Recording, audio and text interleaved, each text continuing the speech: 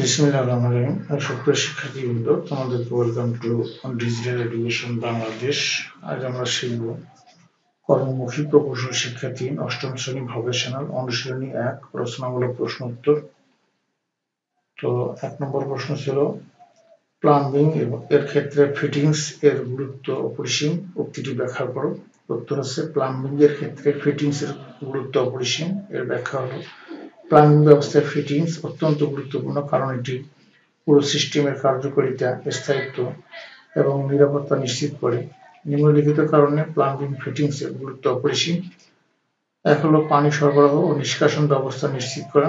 Fittings যেমন pipe joint, তারপরে হচ্ছে ডেন্ট, কপলার ইত্যাদি সঠিকভাবে যুক্ত না হলে পানি লিকেজ হতে পারে, যা ভবনের কাঠামোর ক্ষতি করতে পারে।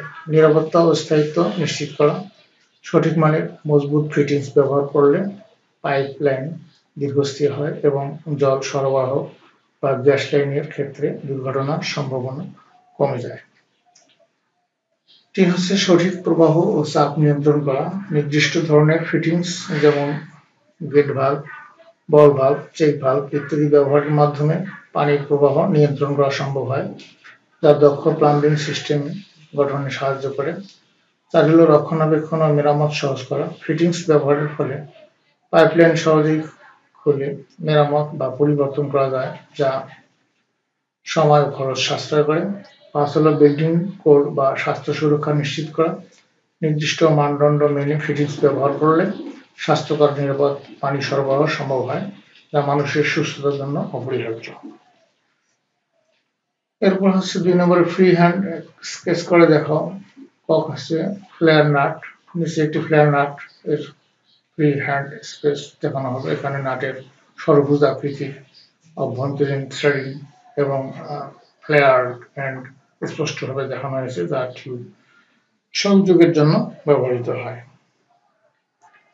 এরপরে বলা হয়েছে যে ফ্রি হ্যান্ড স্কেচ করে দেখাবো যে একটা সকেট ইউনিয়ন। এখানে একটি সকেট ইউনিয়নের ফ্রি হ্যান্ড স্কেচ। এখানে এর ৩টি প্রধান অংশ, পুরুষ অংশ, স্ত্রী অংশ অর্থাৎ মেল ফিমেল এবং সংযোগকারী নাট, সেন্টার নাট স্পষ্টভাবে দেখানো হয়েছে। এটি পাইপ সংযোগ বিচ্ছিন্ন বা সংযুক্ত করতে ব্যবহৃত হয়। এরপরে বলতে হয়েছে ফ্রি হ্যান্ড স্কেচ করে দেখাও যে নিচে একটি টি ফিটিংস এর ফ্রি হ্যান্ড স্কেচ। এখানে ৩টি পাইপ সংযোগের জন্য টি আকৃতির গঠন স্পষ্টভাবে দেখানো হয়েছে, যা প্লাম্বিং এর পাইপলাইন সিস্টেমে ব্যবহৃত হয়। এরপরে ফ্রি হ্যান্ড স্কেচ করে দেখাও এলবো।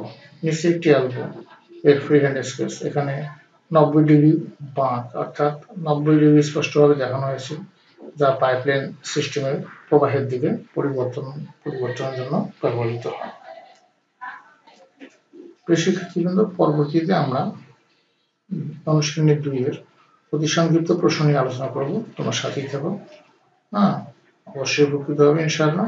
তোমাদের সর্বাঙ্গীন মঙ্গল ও সুস্বাস্থ্য কামনা করে এখানে বিদায় নিচ্ছি। খুদা হাফেজ।